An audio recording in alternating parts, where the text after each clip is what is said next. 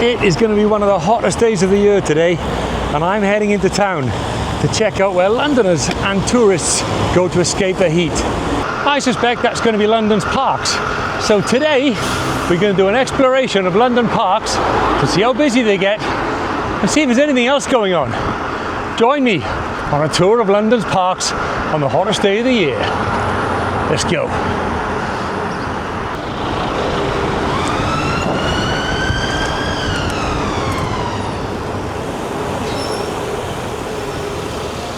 Now you might not think so, but London is actually full of green spaces, and parks in particular. They are everywhere. So if you're on holiday here, you want to escape the urban jungle for a while, you can get yourself into a park. There'll always be one nearby. And right now, we are riding up the hill past Finsbury Park, and we've been here before, but we're not going in there today, because today, I believe, is the Wireless Festival. And it's going to be absolutely jam-packed on the other side. So we'll give that a miss and head on to the next one. Let's keep going. Can I just ask you guys what's going on here today? Wireless Festival. Yeah. Oh, why are you recording? You didn't told me you are recording. Is there a problem? No, but you should have told me I'm recording. Okay, I'm recording. Is that all right? I just seen that it's closed off, so I'm wondering why it's closed off. No, it's not closed. It's just on. Oh, okay. Okay, so I can ride through then? Yeah, you can. Excellent, then I'll ride through. Yeah. Thank you very much. Oh. Cheers. Security guards. Got to be suspicious, I suppose. Well, I've taken a bit of a twist on my plan, and I am going to ride through Finsbury Park because it might be a little bit interesting, but I'm not going to stop. It's a quick visit. So, we've been here before. There's the tennis courts, the basketball courts, and everything else.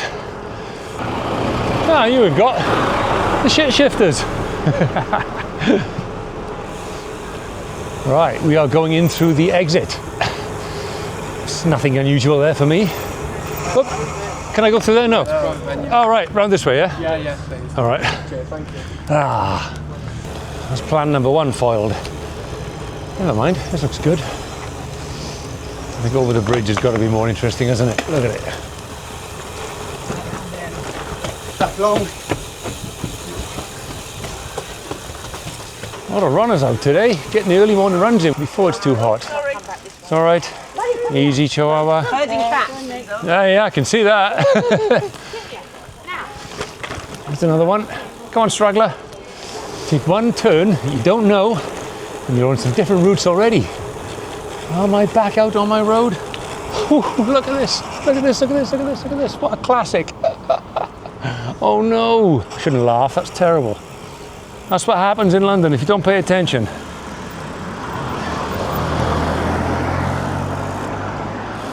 Or maybe even if you do pay attention, that is bad news. Somebody's going to have a shock in the morning. Oh dear. Old Merc.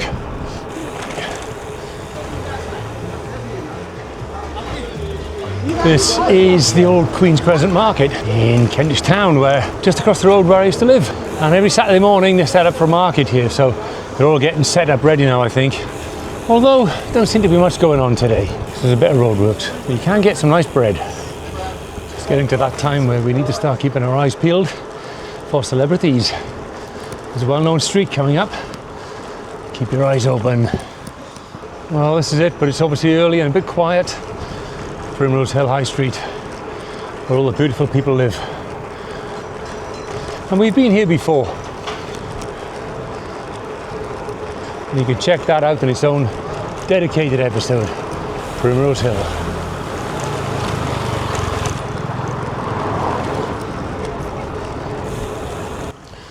Up a quite steep hill to start this one. Past the boaters and sun hats. Still catching my breath from that little hill. We have reached the first of our parks today. One of the Royal London parks. A very kind of small park, 67 acres, but it packs a punch. This park is going to be packed later on, and I'll show you why in just a second. I am, of course, talking about the famous Primrose Hill Park. A small one, but a powerful one. attracts very famous people. It was part of the Primrose Hill set with Jude Law, Ewan McGregor, Sadie Frost. Who else used to live around here? I'll come back to it. But the reason it's so popular is because of this. Everybody knows this view. One of the most spectacular views over London from any park in the city.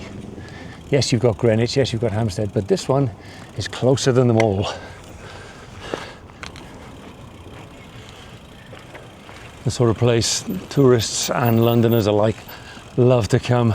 It's a point to aim for, a high point, a spectacular view, and just a great place to come and hang out. And this bank, this steep bank here, this later on, I can guarantee if we come back the way, is going to be crammed full of people soaking in the sun and getting burnt, probably. Here we've got ZSL London Zoo just in front of us. You can see one of the cages there. Behind it, the Post Office Tower, the London Eye, which I think might have a different name these days. Can't keep up. You've got the Shard, the Walkie-Talkie Building, the Gherkin I can just see a bit of, St Paul's in the middle, and then the City of London and probably Canary Wharf and all that area over that way. It really is a cracking London park. Rhys Ifans, he was the other name, part of the Primrose Hill set. Jude Law, Ewan McGregor, Sadie Frost, Rhys Ifans. It's maybe oversharing, but I actually had a dream about him last night. I'm not even joking, that is weird. Of course, this is such a spectacular viewpoint that a lot of films have been made here. You got things like Paddington that we've talked about in a previous episode, the Nick Hornby novel About a Boy, and of course Bridget Jones, all filmed here.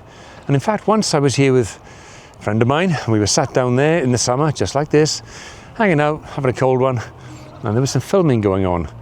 And we looked up here, and I said, that looks like Jude Law. And it was. But I never found out what that film was.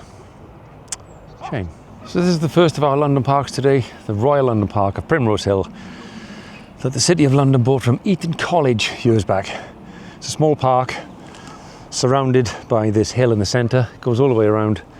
And I'm now going to take this bumpy path down the hill to the next one, just across the way there. It's good exercise in the morning, Yeah. up the hill. Good start to the day. Exactly. All right, we're off.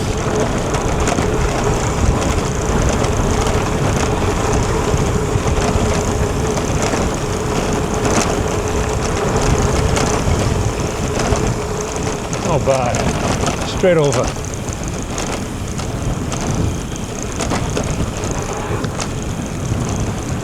Through the trees.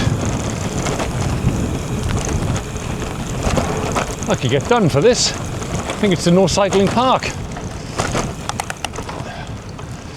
Oh well, won't be here long. I know this is a video about London parks, but it is so spectacular here on a sunny summer morning like this. I mean, look at this scene, just look at it.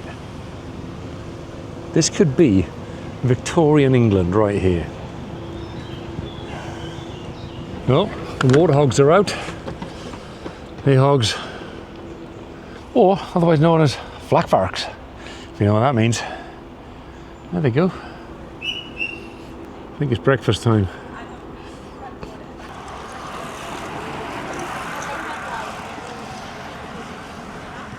And when in London, it's always worth coming and having a look, a free look at the very rare Northern European giraffes. A joke I've never used before. There he goes.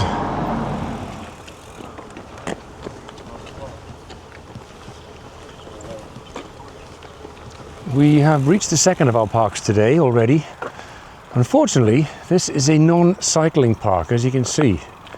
Everybody's either running or walking. That includes me, and that probably explains why I have not done this park before, because it is one of the biggest parks, and to get around it, not on a bike, it's going to take a very long time. So I'm going to have a bit of a stroll, and maybe a bit of a roll here and there. Let's see.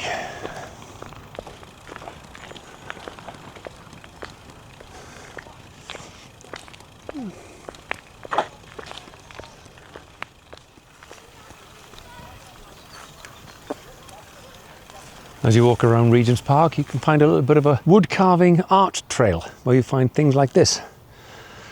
There's some sort of girl, not quite sure what it stands for, and some nice carvings on these. There's a fox. So I guess they've got little woodland scenes on these. Girl in the woods, I'd say. Being such a big park, there's always a lot of sporting activities and things going on. There's baseball, football, all sorts. And you've even got cricket nets. So if you're a big fan of the old cricket, you can come down here and practice in the nets. I don't know if they're free, but there's nothing stopping you using them by the looks of it. I guess you've got to bring your own kit. Regent's Park then. One of the London Royal Parks. Let's do a quick 360 or I tell you a bit about it. There we have the pavilion. Cricket match going on there. Football matches going on over there. Looks like loads of football matches and training going on over there. And another cricket pitch here with nothing being played on it at the moment. Regent's Park, one of the Royal London parks. One of the bigger ones, I would say, at 395 acres. You've got everything going on in this park, as you can tell, it's massive. And it's got things like those buildings you can just about see there behind the pavilion will be ZSL, London Zoo. Famous London Zoo connected with the zoo in the Chilterns. We've also got an open-air theatre in the park, which I believe is somewhere over that side. You've got obviously all this sport activity going on. In that direction you've got the Queen Mary Gardens, which is a collection of some of the biggest collection of roses in the world, I believe. There's about 12,000 roses there of about 400 varieties. We did see a little bit of that in one of the other episodes. I think it might have been Primrose Hill. So we might head over that direction and see if we come across anything. If not, this is Regent's Park. Let's have a look of a little bit more of it. What a spectacular dog we've got here. Oh my God. Let's have a look at him. What is he? He's beautiful. He's a Bernedoodle. A Bernedoodle. Now that's a new combination I've not heard before. Bernese mountain dog and his father's a standard poodle. Oh, you are spectacular. Wow, There's a yeah. few of them around. Is there? Yeah. Yeah. Doodles of all varieties. Yeah, aren't there? Yeah. Doodle bugs everywhere. See, have a good one. Who doesn't like a good doodle? And that was a spectacular one. We are complaining about running groups.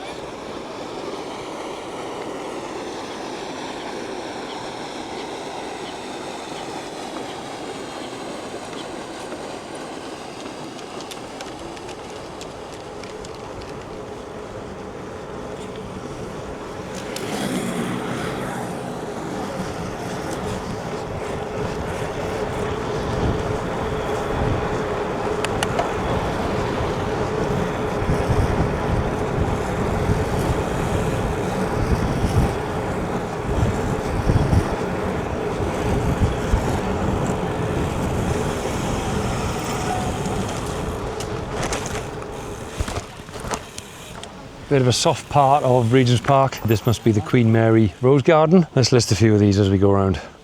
Rosa, Champagne Moments, Doris Day, Living Wish, Gordon's College. All a bit sparse, some of these at the moment. Red Abundance. That's pretty spectacular, I'll give it that. You get the idea. A beautiful rose garden with beautiful trees everywhere. We've got oaks, we've got sycamores, we've got willows, probably. Couple more, as these pink ones are looking, well, quite abundant, I suppose. Eustacia Vi, Rosa Hot Chocolate, okay, fair enough. Rosa Applejack, Rosa Southern Belle, and that's what they look like. Well, I'm not much of a flowers guy, but you know, it's a pretty spectacular garden, fair play. A very nice part of Regent's Park right here. A place for bees to come and enjoy themselves on the lavender while a helicopter flies overhead.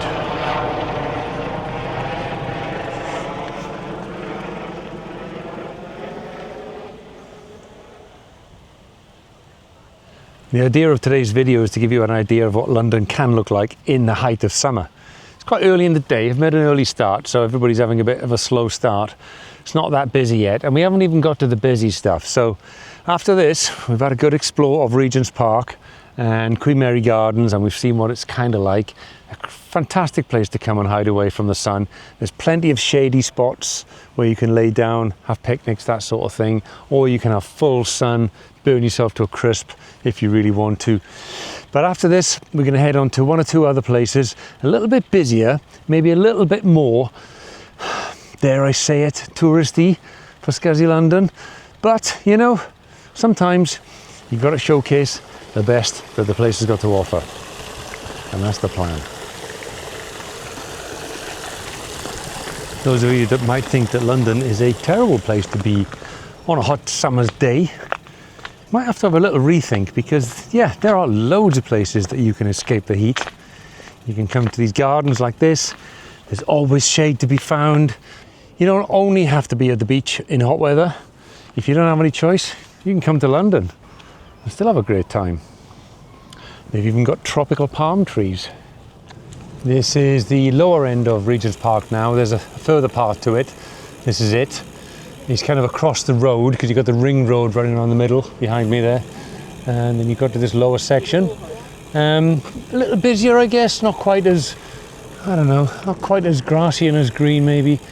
Closer to the roads, closer to things that's going on and happening in London. You can see the buildings just ahead. So yeah, this is where it starts. So if you do come, and you come from the south side, sort of Oxford Street direction, don't be put off by this bit. Keep going along that path all the way into the main area of Regent's Park and the gardens and things like that. Again, I'm not supposed to be riding here, but let's just hope I don't get arrested.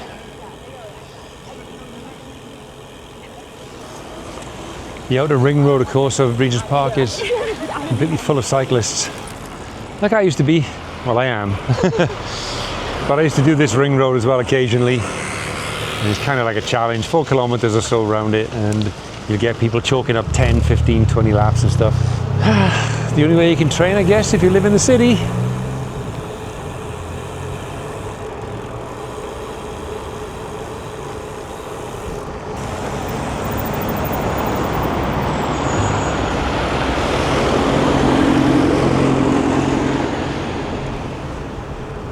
This is Park Crescent, one of the spectacular crescent streets here near Regent's Park, where you've got convertible Bentleys and other fancy cars on these lovely residences. So we hang a right down here to our next destination. You will probably have heard of the famous medical street, Harley Street. Well, this is it. Maybe it's not what you were expecting, but that's what Harley Street looks like. That was it. Just at the end here, we're going to hit another really spectacular part of London called Marylebone. And Marylebone High Street is a really fancy and posh part of London, one where I have personally seen a couple of very famous people over the years. Case in point. Marylebone High Street is one of those fancy streets that kind of goes under the radar a little bit in some books. For me it does anyway. But it really is full of beautiful people and beautiful shops everywhere. And when the sun's out like this, it's a nice place to be for London. It's not Oxford Street, it's not chaotic, it's not central. It's not too central, let's say. But it's still a very nice spot to walk around. Quick story for you. Years ago, I think I was sat over on that side of the road by a cafe, and Amy Winehouse crossed one of these zebras. I think it was that one. And on the same day, I'd had a drink in this pub here. It's rather nondescript, rather quiet. It's called the Angel in the Field. And who walked in that door when I was already inside it? Paul Weller and a couple of his mates came in for a drink, stood at the bar. That is what Marylebone's about. And just look how easy it is to ride around London, especially on a Saturday morning, but it's really not that bad. It's only at its worst in rush hour. You know, Monday to Friday, between 7 and 9 in the morning maybe is when it's really hairy and a bit dodgy, but this time, Saturday morning, come down nice and early. Yeah, so easy and really, really beautiful in the summer to do this. This is Baker Street, crossing here. You will all have heard of 52B Baker Street of Sherlock Holmes fame. This is that street, and we've got to take it.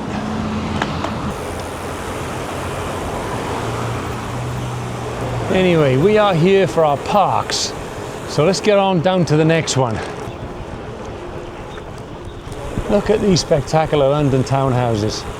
Woof! In the sunlight. What have we got here then? This must be Marble Arch.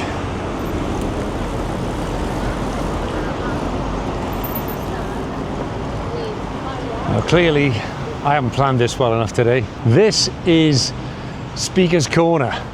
And I was hoping to come here and find at least some people speaking, get a bit of a demo of what it's like at Speaker's Corner. But of course, the big day for this is Sunday. And it's not Sunday. But there you go. Here's a little bit saying free speech. So free speech is actually allowed in all London parks, but it particularly took off in Hyde Park and in this corner here, Speaker's Corner. You come down here any Sunday and you will generally find people stood on soapboxes speaking about anything from religion, politics, I don't know, aliens, wars, prime ministers, who knows, all sorts of things. And it's a fascinating thing to do if you visit one day. It really is worth a look. We're at the bottom end of Hyde Park now. And of course, to my left, we've got the famous Serpentine Lake. As you can see there, people going out, taking the boats out for the boating lake, enjoying a bit of a paddle in the sunshine. We've got the police here collecting. Nice place to hang out for them as well, I suppose. And there's some sort of festival or concert going on over there. You can hear some very jazzy music happening back there. Lots of fitness going on, lots of people running, keeping healthy, taking pictures of ducks. As we follow the Serpentine Lake all the way round, we'll get to the other end where we will join on to Kensington Gardens.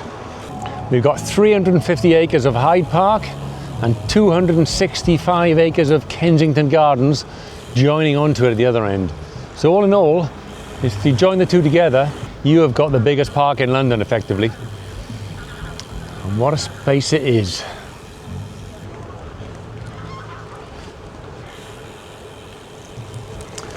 And this is Kensington Gardens. I'm not sure I've actually been here before. As I always say, I've probably passed through it at some point or other in time, but I don't recall where or when. Ooh, look at that. That's pretty spectacular, if you can see it. Ah, so I know where we are. We're going to have to pop down there and have a look at something in a sec. Let's get down there.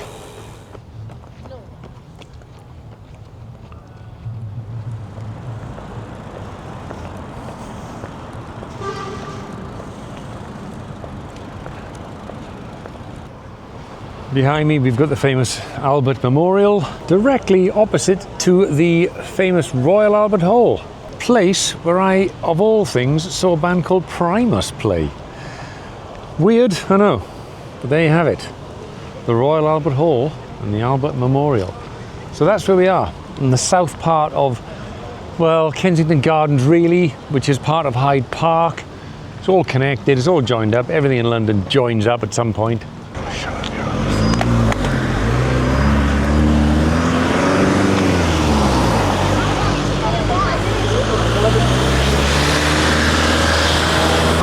Some sort of protest going on over here, I assume. What's it for?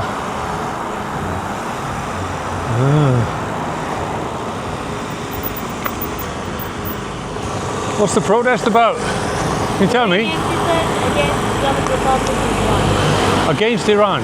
Yeah? Against the Islamic Republic, we are Iranian people. Right, okay. Yeah. Is this still the embassy over here? Yeah, it's definitely. Is there anyone in it these days? Is there anybody in occupying the embassy? They work. Okay, okay. Even today, one guy. Really? Okay. It's 28 days we are here. We have 24 hours to be protest Right. against them. But UK government Yeah. and Britain Parliament to stop supporting them Right. and give them diplomatic support and everything. You think the UK government is supporting them? Yeah, actually you can see they have 24 hours support, diplomatic support in front of Yeah. Well, all embassies get sort of support from the local host nation, don't they? But here, do you see any 24 hours standing by the door? No, true. Well, I'm going to go and talk about the 1980 embassy siege at the moment. So, you know, do you think there'll be anything like that all over again? Yeah, very soon. You think so? Yeah. Okay. We better get the SAS on standby. The right side of the history, so it's our time. Yeah, good. Enough. I think God should raise the voice about against the terrorists, and the Islamic Republic is head of the octopus. Okay. You know, you can follow our king, Reza Pahlavi, Reza Shah II. He is talking about our people. He is the only representative of Iranian people. Right. For 46 years, we've been hostage, we've been tortured, we've been raped, we've been kidnapped, everything. Happened to us, but God just closed their ears. Okay. And you're Iranians, obviously, in exile here, or? Yeah. Yeah. All right. Well, good luck with your mission. You're doing really well. Stay strong. Long live the King of Iran. Okay. Long live the King of Iran. All right. Good luck, guys. Thank you. Wow, she is right. These people are protesting against the current rulers of Iran, and they want the King of Iran to be reinstated. From what I understand of that, it's quite hard to hear here with the noise and the accent, but they are saying that this Iranian embassy, which I was going to talk about, in 1980, obviously the SAS abseiled down and took over this building, and now they are under protection from the police for some reason. So that's what they're protesting about, is that they don't want, they're wondering why this country is giving armed protection and 24-hour security to the Iranian embassy. And I myself am a little confused by that. I didn't know why we're doing that. I'm going to have a ride by, possibly going to get stopped, I don't know, but there's nothing to stop me filming it. The reason I came here was to talk about the Iranian embassy siege and just show you the building where it happened in 1980, and that the SAS abseiled down from the roof and on the backside and cleared out those terrorists that were taking over the place at the time. Let's see how this goes. This is the building where it happened in 1980, and I saw it unfold live on TV, and I've always been fascinated by it. That all the different things going on in the street here, and the abseiling down from the top, the SAS abseiling down. John Mack climbing over the balcony, setting off charges to explode the windows and go in and clear out those terrorists. So it's a fascinating place. And obviously there's heightened tensions at the moment. There's obviously something going on, otherwise they wouldn't have 24-hour armed guard security who are eyeing me up suspiciously. So the story goes that they were in one of the buildings next door. There were people inside drilling through to try and insert cameras so they could see what was going on inside, but it was making a noise, obviously drilling through the walls. So they set, I don't know, British Gas or someone to do some drilling down the road to make further noise, to cover the noise of them drilling through the walls so they could see what was happening. And there you have it. This is the Iranian embassy, currently under armed guard by the British Metropolitan Police. I don't know why.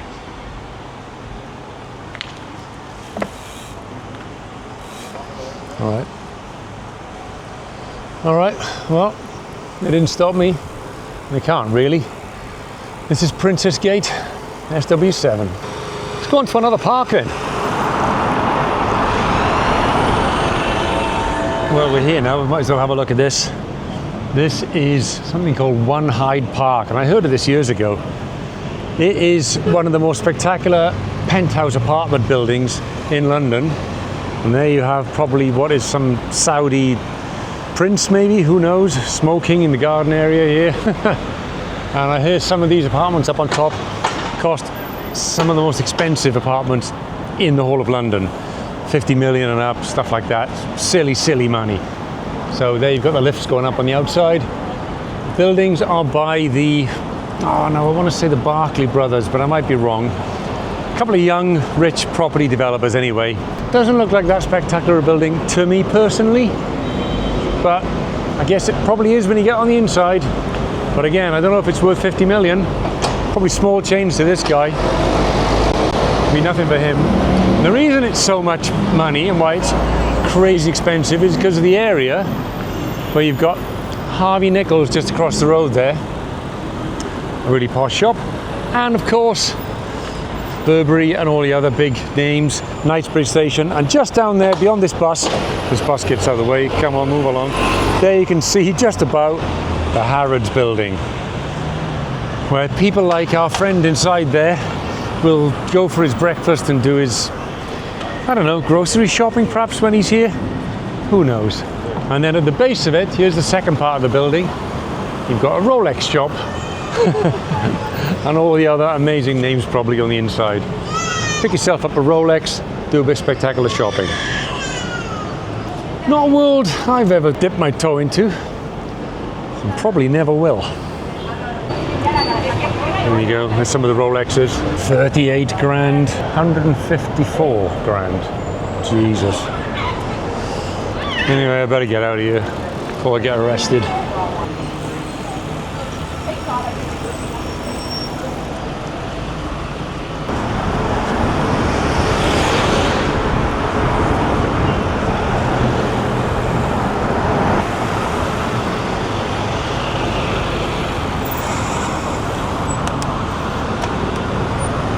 Letting the bus out, chopping me off. I need to get over there. Make sure there's no buses coming before I do. Or taxis.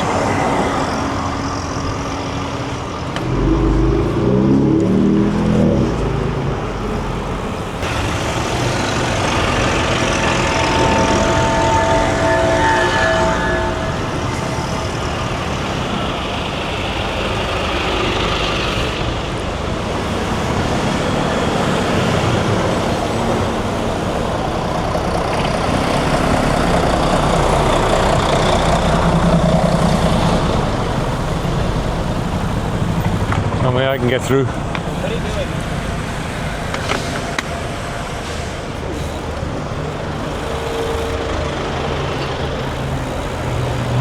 Right.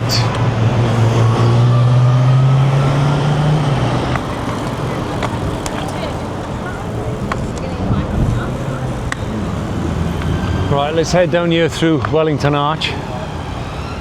See if it leads us anywhere interesting.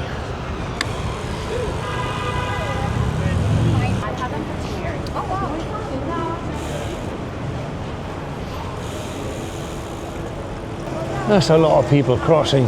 Woo. Will I get through it without a mishap? No problemo.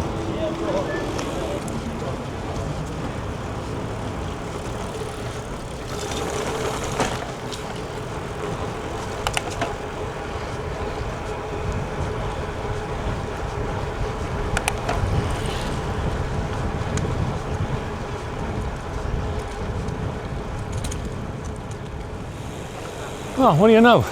Big house here. What's this place? Buck Pal. Charlie's Gaff and all that. Oh, it's all happening here. Look at this. Talk about tourist central. Look at that.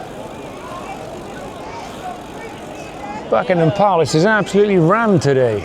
Or maybe it's always like this, I don't know. Could be because it's a weekend.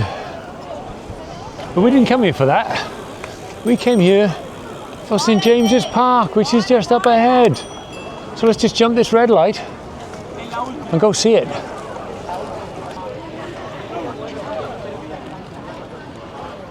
Well, I thought I'd never do it, but I've somehow ended up coming to do a little bit of sightseeing at the very famous site of Buckingham Palace. Look at that. Along with thousands and thousands of other tourists. Well, sometimes you just got to roll with it, I guess. Never say never.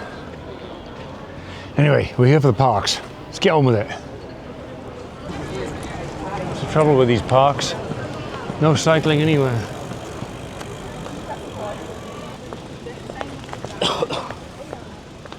Well, it's picking up a bit now, getting a bit busier later in the day. And this is more like what I was expecting to see in London's parks. This is Green Park, just next to Buckingham Palace.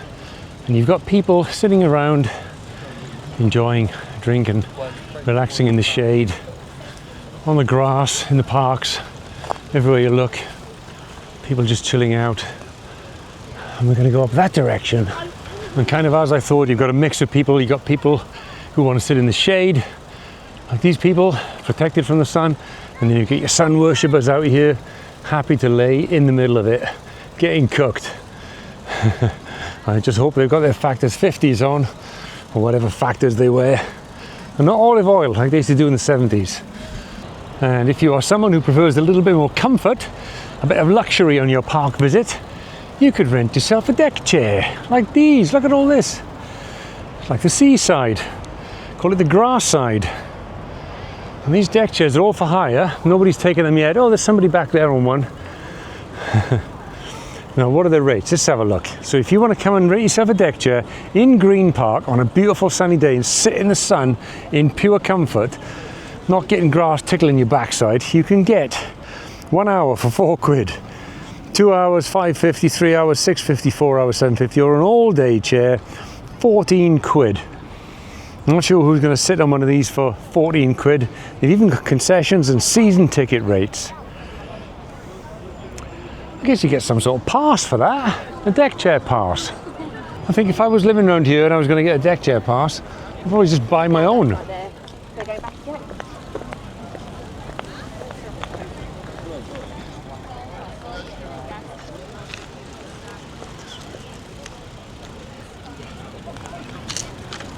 think it's that time again for me to take a little bit of a break as well. I'm going to sit here for 5 with my bike in the shadow of Buckingham Palace. Well, the shadow of this tree actually. It's a really lovely spot. It's a perfect day. It's going to be about 31 degrees today. I'm really enjoying this. And I just wanted to say a little bit about why I do these things. I do it because I love it. I love London. It's weird. I mean, to me, this is about as London as it gets. And that's not entirely the London that I love. I like all of it. This is the tourist London. There's almost two sides to it. The places where all these tourists visit, all these groups come on holidays, and all these groups and groups of people, and they go to the main sites like Buckingham Palace, some of the big parks maybe, and Big Ben, and they see all that stuff in the museums. And then you've got the ScuzzyLondon, the real London, the bit that I'm all about, and all those areas where the real people live, you know, and the ones that work in some of these places. And I like coming to explore it all. And I still get a thrill and a buzz out of the fact that I live here close to the centre of the centre of the centre of the UK. I still can't believe it.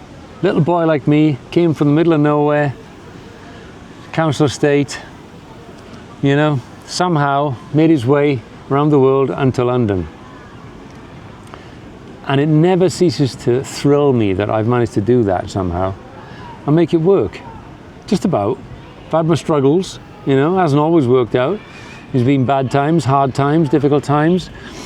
But overall, I'm surviving and managing to live in London somehow and still enjoying it and getting thrills out of it 20 odd years later. It's crazy, crazy, crazy. Anyway, if you like this sort of thing and you like my enthusiasm for London and showing you different areas, well, give me a thumbs up, say a comment, let me know you appreciate it. But I'm going to keep doing it anyway. It's just that it'll fuel me with more ammunition to keep doing it even more, because I love it. And I love seeing the fact that all these visitors have come here from far and wide, God knows where, to visit somewhere that I can ride down to on my bike from my home in the north of London. Oh man, sometimes I have to pinch myself. Life is just great. When it's good, it's good. Anyway, just wanted to say a little bit about that and say thanks to all of you that have subscribed so far. And if any more of you can subscribe or do subscribe, it's much appreciated. I'm trying to make this a big thing where I can do this more and more and more often and show you more and more sites of London and the UK, as you will know. I'm not sticking to London. I'm branching out. Anything to do with basically my health and fitness that I can do as long as I'm fit and healthy, and show you guys that, you know, you too can do it. You too can be fit and healthy and do a bit of walking, maybe do a bit of riding, keep the legs moving, get out there and go see some of these sights. Yeah, anyway, that's why I'm in this game. All right, guys. Let's move on anyway to the next place.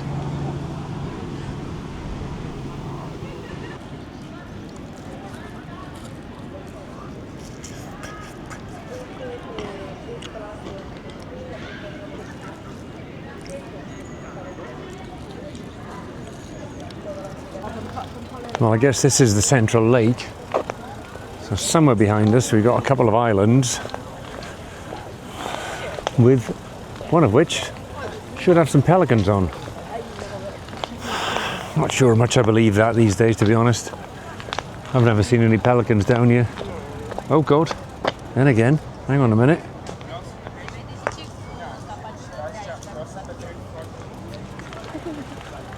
I guess there are. I must have got it wrong.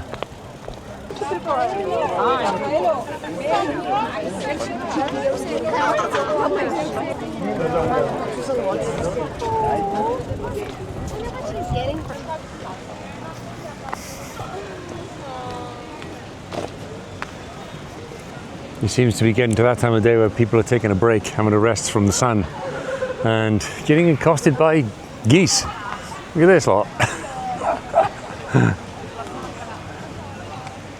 You making friends with the geese? Hey, Car. Yes.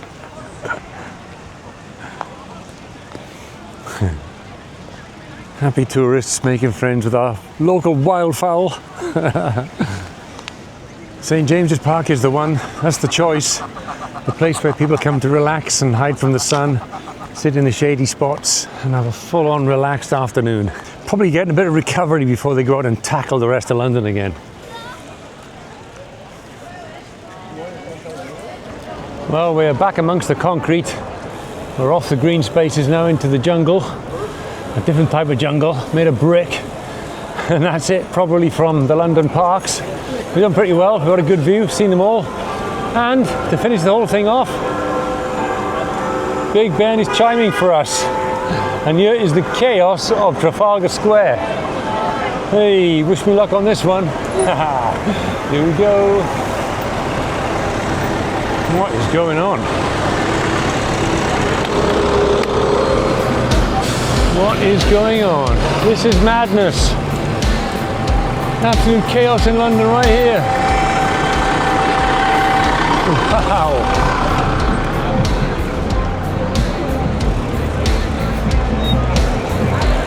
Look at that.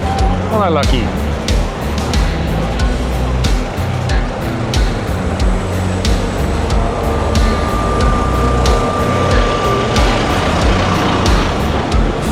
As we ride into the shadow of Big Ben, the big old clock tower, and avoiding double-decker buses, which I'm going to slip into here worryingly. I'm going over a bridge I didn't want to go over. Oh man, this is utter craziness.